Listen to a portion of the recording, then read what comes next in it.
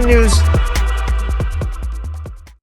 We haven't talked much about this recently. Talked plenty about South America in general, but recently the, administration in power is turning their eyes on Venezuela, right?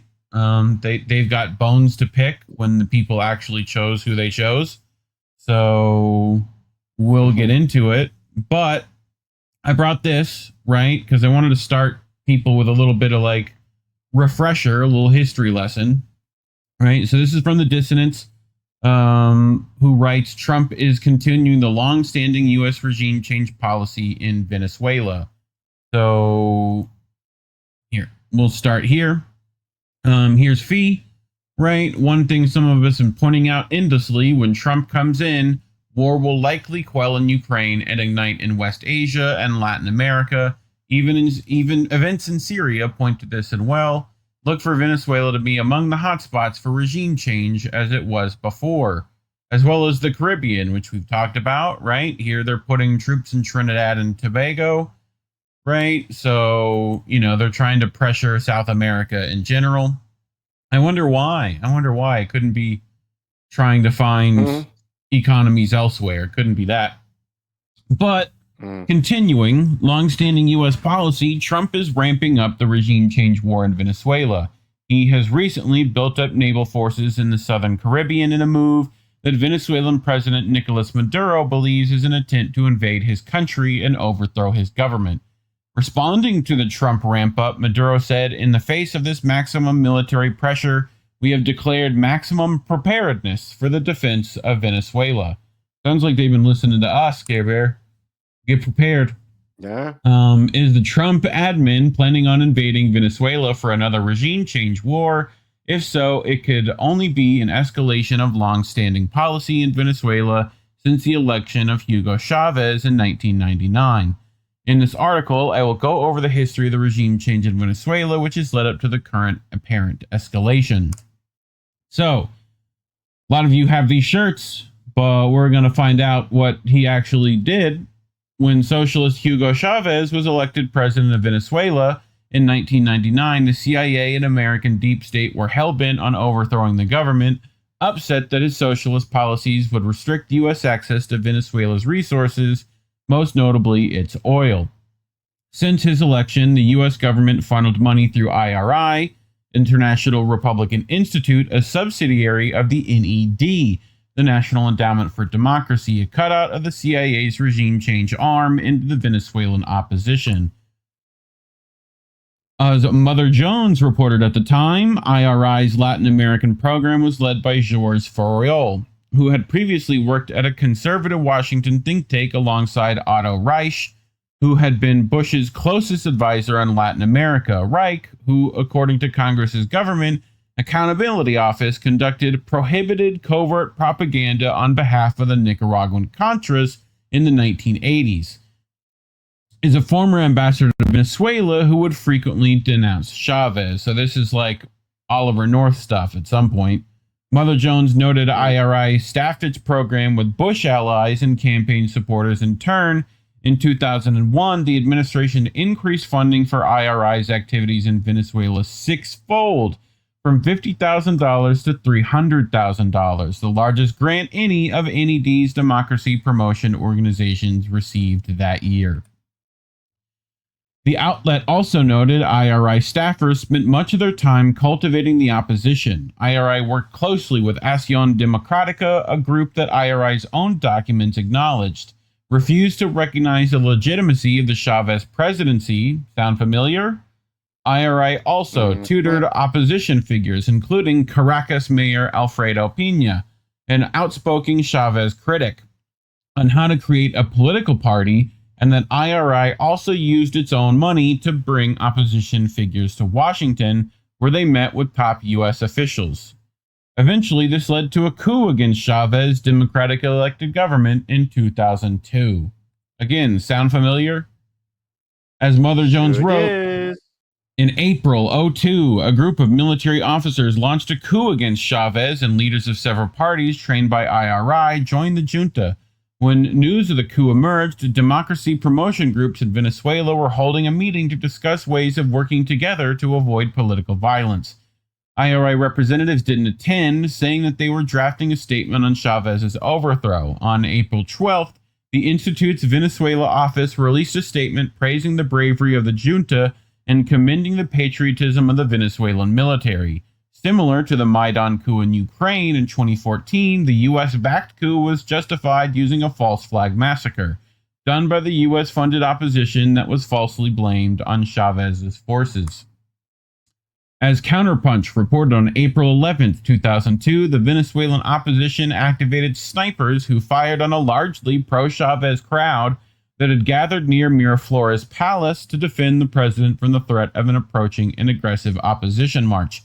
Film footage from the ensuing gun battle was inserted into a prefabricated media strategy which sought to convince the Venezuelan population that government supporters were responsible for their deaths, and that they had acted directly on the orders of Chavez himself.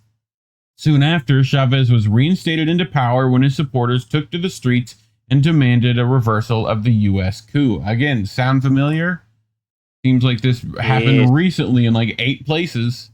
But the U.S. regime change attempts and political interference in Venezuela did not end there.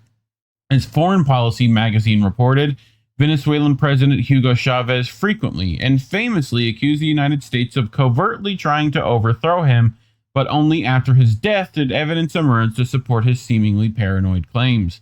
The magazine wrote, a WikiLeaks cable released in 2013 outlined the U.S. strategy for undermining Chavez's government by penetrating Chavez's political base, dividing Chavismo and isolating Chavez internationally. The strategy was to be carried out by USAID's Office of Transition Initiatives and involved funding opposition organizations in Venezuela. After Chavez's death in 2013, the regime change policy continued against his successor Nicolas Maduro, the current leader of Venezuela. In 2015, U.S. interference successfully swung the Venezuelan National Assembly to the U.S.-backed opposition for the first time since Chavez's victory. As Jacobin magazine reported, beginning in October 2013, the National Endowment for Democracy, a government agency created by the Reagan administration, provided nearly $300,000 for the National Democratic Institute for a program titled Venezuela: Improve Training and Communication Skills for Political Activists. Man, I feel like a lot of people would think that course was good for them now these days. So why does it do this? Hold on, I fix these. Puppers, you're gonna have to wait. Puppers, always trying to steal the show. Hold on. Let's go back.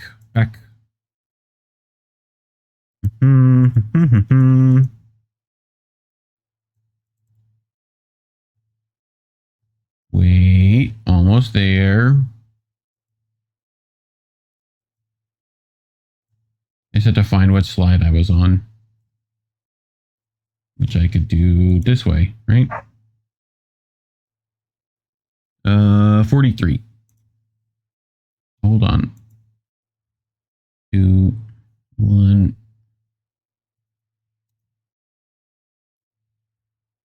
So, the magazine noted that the program bragged that the NED mobilized a voter database that identified and targeted swing voters through social media, and that indeed, in December 2015, the opposition was a majority in the Venezuelan National Assembly for the first time since Chavez came to power in 1999.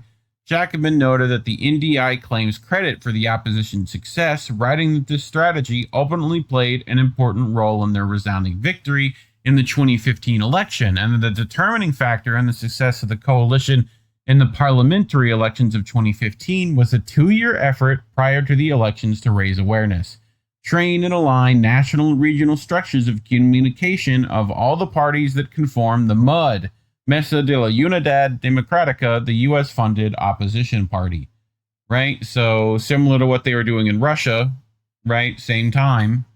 So... But since 2015, the U.S. has also funded a series of violent riots in Venezuela. The NED spent $3.7 million on program for the promotion of democratic ideas and values in South America between 2016 and 2017, much of which went to supporting the violent Garimbas riots in Venezuela in 2017. While the riots were portrayed as peaceful in the U.S. media, journalist Abby Martin reported on them on the ground and found this was far from the case. Martin noted that out of 84 deaths, the majority, at least 61 deaths, were caused by the U.S.-backed violent rioters. Martin reported that factories, public transportation, Socialist Party offices, hospitals, and clinics were all attacked by the U.S.-backed riots, along with the childhood home of Chavez, the government's housing agency, a maternity clinic, a cultural center, which gave free music lessons to youth and food distribution centers. Eventually, in 2019, Donald Trump recognized Juan Guaido, an unelected American public puppet with no political power, as the official president of Venezuela. Between 2018 and 2020, the United States funneled $1 billion to Juan Guaido's fake interim government. Guaido and his supporters used the U.S. funding and recognition to repeatedly attempt to violently overthrow the actual Venezuelan government led by Maduro, including with a failed military coup in 2019. In 2020, Guaido even stormed Venezuela's National Assembly after declaring himself president despite not being elected. U.S. Senator Chris Murphy later admitted that we tried to sort of construct a kind of coup in Venezuela and that we thought that getting Guaido to declare himself president would be enough to topple the regime. Kind of saying the quiet part out loud, aren't you? Anyway, the U.S. government even attempted to funnel arms to the Venezuelan opposition disguised as humanitarian aid packages through U.S. aid. John Bolton, then Trump's national security advisor, later admitted that this coup attempt was done to take Venezuelan oil, saying, if we could have American oil companies really invest in and produce the oil capabilities in Venezuela, it would be good for the people of Venezuela and it would be good for the people of the United States. We both have a lot of stake here, making this come out the right way. Trump, on the campaign trail in 2024, also admitted this, saying, when I left Venezuela, was ready to collapse. We could have taken it over. We could have gotten all that oil. It would have been right next door. So, again, quiet part out loud. The endless coups and political interference have not only been the only aspect of the United States regime change strategy in Venezuela. Along with coup attempts, the United States has increasingly placed barbaric sanctions on Venezuela that deprive the population of basic needs in hopes that it will lead them to overthrow the government. The harshest U.S. sanctions on Venezuela from 2017 to 2019 killed at least 40,000 people, according to a study from economists Jeffrey Sachs and Mark Weisbrot. Overall, the sanctions caused over 100,000 deaths in the country, according to research from Alfred de Zayas, an expert formerly from the UN Human Rights Council. Francesco Rodriguez, a Venezuelan opposition economist, put out a detailed study which found that every time Venezuelan oil production, the country's main export and source of revenue, began to recover, U.S. sanctions caused it to crash again. He noted that experts predicted that Venezuelan oil production was expected to recover by 2017. Had it not been for the U.S. sanctions, writing oil industry analysts were predicting a stabilization of Venezuelan oil output, and economic analysts were predicting modest economic growth fueled by the recovery of oil prices as late as mid-2017. The severe decline in oil productions was completely unforeseen, even by the forecast models that took full account of the well-known decline in investment at the time. He noted that economic sanctions and other actions of economic statecraft aimed at the Venezuelan government has strongly impacted the country's economic and humanitarian conditions, and that it is hard to deny that they have a sizable negative impact on living conditions in the country. Another detailed report from the UN sanction expert Alina Duhan wrote that because of economic sanctions on Venezuela, electricity lines are able to work at less than 20% of their capacity. An estimated 90% of households are connected to the national water distribution system. Numerous households, however, report frequent cuts because of electricity outages affecting water pumps and the maintenance of infrastructure, and because of the shortage of qualified maintenance staff. Impediments to food imports, constituting more than 50% of food consumption, have resulted in the steady growth of malnourishment in the past 6 years, with more than 2.5 million people being severely food insecure. Venezuela has been almost entirely dependent on medicine imported from abroad, while the majority of public medical services were provided by the state free of charge before 2016. Impediments to healthcare included a lack of severe insufficiency of medicines and vaccines, price growth, electricity shortages to supply equipment, water shortages, and sanitation problems that affect hygiene, decaying infrastructure because of lack of maintenance, the absence of spare parts, the unavailability of new equipment due to the lack of resources, of refusal to sell or deliver, degraded working conditions, and a lack of protective equipment against infectious diseases, a loss of staff in all medical areas because of low salaries, and the termination of construction of hospitals and primary health care centers. School and university education has faced a serious decrease in government support since 2016, including the termination or reduction of the supply of school uniforms, schools, backpacks, and office supplies, and a reduction of the number of daily meals at school from 2 to 1, the diminution of their quantity and food diversity of their total cancellation. She noted, the absence of resources and reluctance of foreign partners, banks, and delivery companies to deal with Venezuelan partners results in the impossibility to buy necessary medical and technological equipment, reagents, and spare parts for the repair and maintenance of electricity, gas, water, public transport, telephone and communication systems, schools, hospitals, houses, and other public institutions, thus undermining the enjoyment of mainly human rights, including the right to a decent life. She concluded that due to the sanctions, low-income people, women, children, and people with special needs or chronic or severe diseases are affected most with regard to the whole scope of human rights, including civil, political, economic, social, and cultural rights, and the right to development. In a recent article for the LA Times, economist Mark Weisbart wrote, in Venezuela, the first year's sanctions under the Trump administration took tens of thousands of lives. Then things got even worse. As the U.S. cut off the country from the international financial system and oil experts froze billions of dollars of assets and imposed secondary sanctions on countries that tried to do business with Venezuela, Venezuela experienced the worst depression without a war in world history. This was from 2012 to 2020, when the economy contracting by 71%, more than 3 times the severity of the Great Depression in the U.S. in the 1930s. Most of this was found to be the result of the sanctions. After years of coup attempts, political interference and crushing sanctions have failed to achieve the United States regime change goal in Venezuela. Seems Trump is now planning on a military invasion to fulfill the long-standing regime change goal. As he bragged on the campaign trail, when I left, Venezuela was ready to collapse.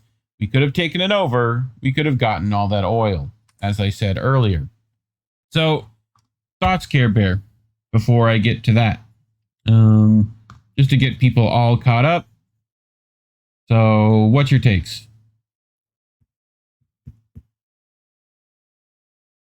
I think my... There you go. You there? I hear you. Test. Yeah. There you go. It either might be my internet or Discord. It's kind of yeah. I think it's your internet a bit, but maybe.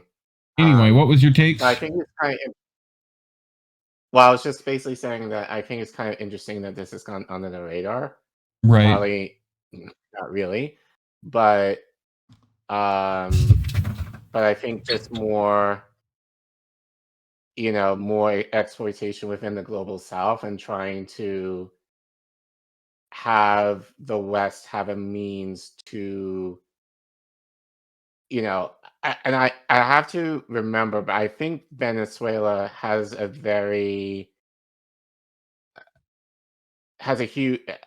major oil reserve, I guess, if I remember correctly. So it obviously makes sense that, us in the West, being as exploitive as we can ever be, has an interest in Venezuela.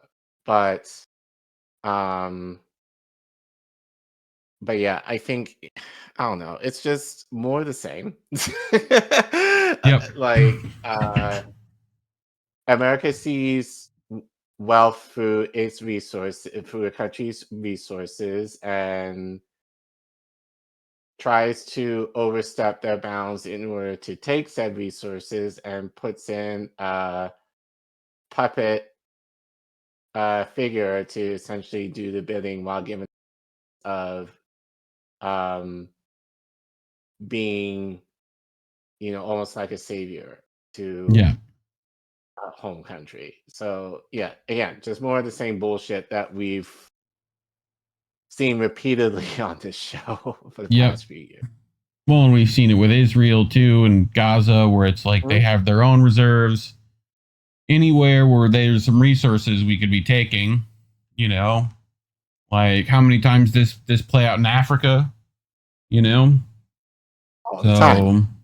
But frequently in South America, they like to place the blame on cartels. So, Dave DeCamp, September 2nd, writes, Trump claims U.S. strike on boat near Venezuela targeted the Trin de Aragua gang, Aragua, something like that. Sure. But yeah, I mean, again, Trump claimed in a post on True Social that a U.S. military strike on a boat near Venezuela targeted Trin de Aragua, a Venezuelan gang the Trump admin recently designated as a terrorist organization. How many times are they going to do that shit? How many times? Y'all got to come up with a new thing. It's fucking getting old. So, the post came after Secretary of State Marco Rubio said the U.S. conducted a strike against a boat that had deported Venezuela. Earlier this year, on my orders, U.S. military forces conducted a kinetic strike against positively... the fucking language of this is always shitty, right? Fucking kinetic strike. You mean you fucking blew up some folks. You blew them up. That's what you did. Like, anyway, so Trump posted a video of the strike, his own snuff film, and claimed that it killed 11 terrorists. Though no evidence has been provided to back up these claims. I wonder where they learned that. No U.S. forces were harmed in the strike. Please let this serve as notice to anybody even thinking about bringing drugs into the United States of America, Trump said. Again, we're fucking drug warring it up. Thanks, Reagan. The president also claimed that TDA is operating under the control of Venezuelan President Nicolas Maduro. Again, we're tying terrorism to the fucking country's elected leader, but that contradicts a recently declassified U.S. intelligence memo that said it was unlikely that Maduro's government cooperates with or directs TDA. So I bet it's fucking us. Like, I bet it's just us again, like funding some fucking group that we then go and fucking blow up later. Like, how many times we do that shit?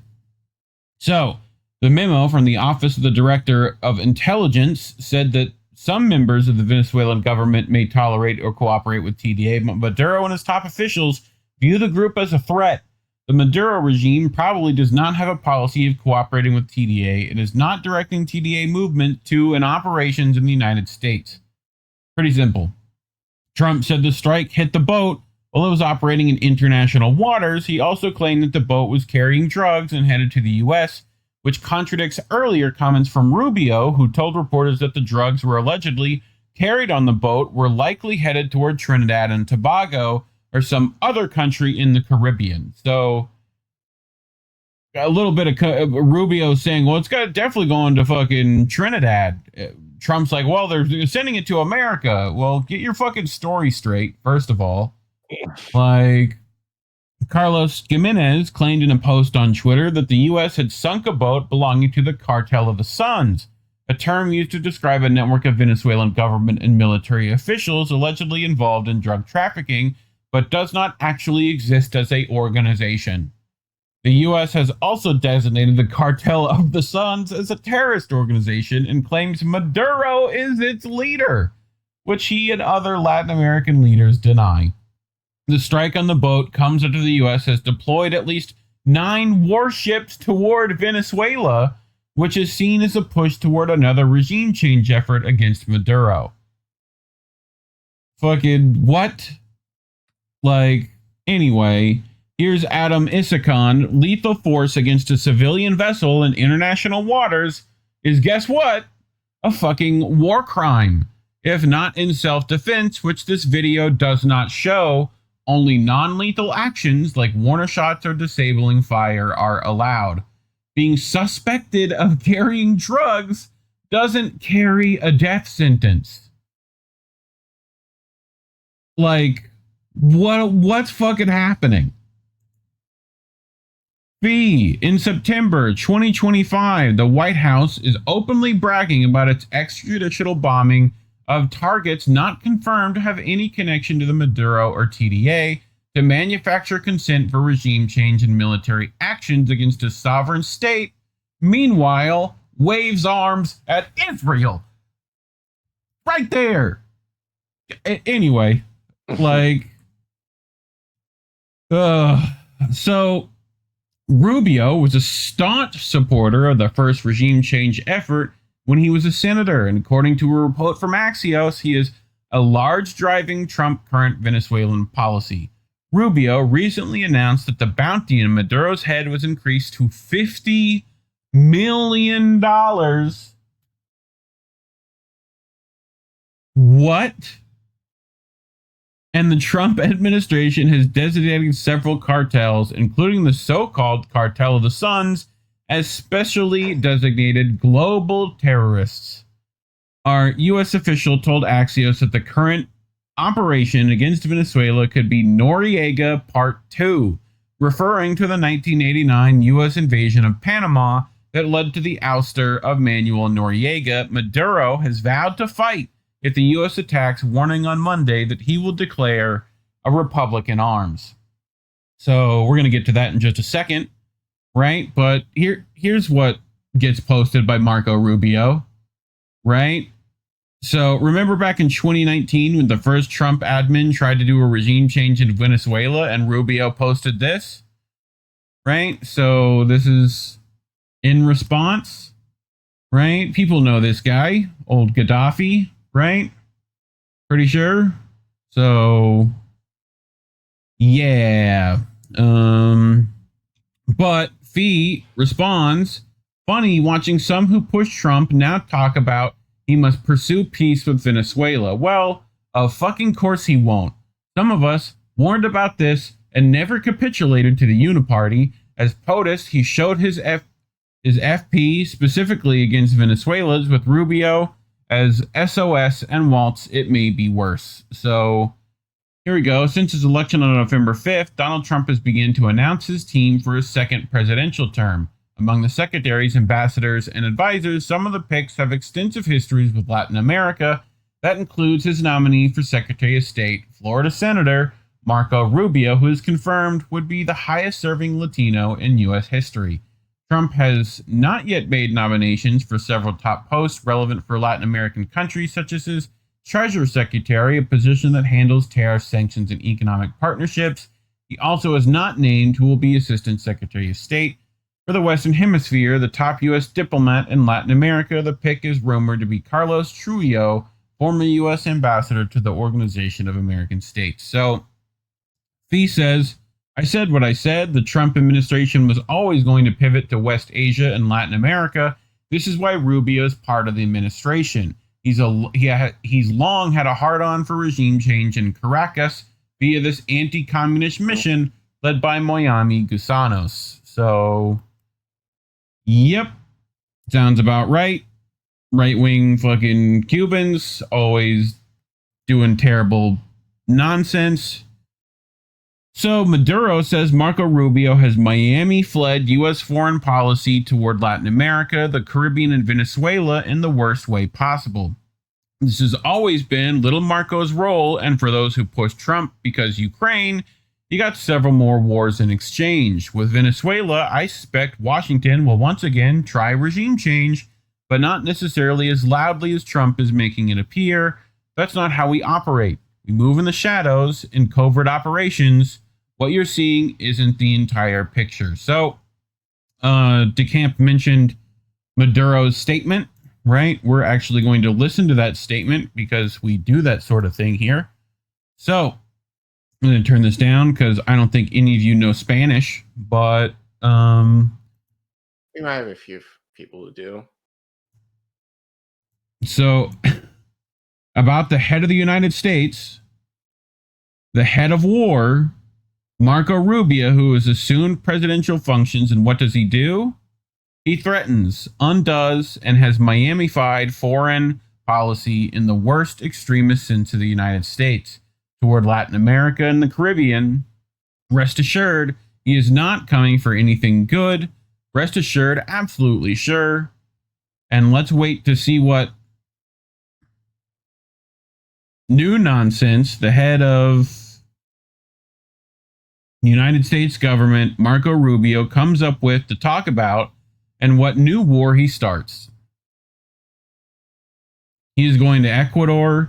He should know that in Ecuador, the government he is going to meet, which has imposed thorough fraud, since 60% of the cocaine produced in Colombia to the United States, to his country. He should know that this president of Ecuador, whom he is going to meet, works with the Albanian mafia and is a head of the drug trafficking mafia. Daniel Noboa is not the only one saying this. The European Union says it. International organizations say it. Daniel Noboa's companies, who comes from a banana exporting family, have been found to be trafficking drugs to Europe. They hide cocaine in the bananas. The certified companies of Daniel Noboa, they don't say that. They keep it quiet. So funny him, fucking president of Ecuador, catching some strays on this one. But thoughts, Care Bear?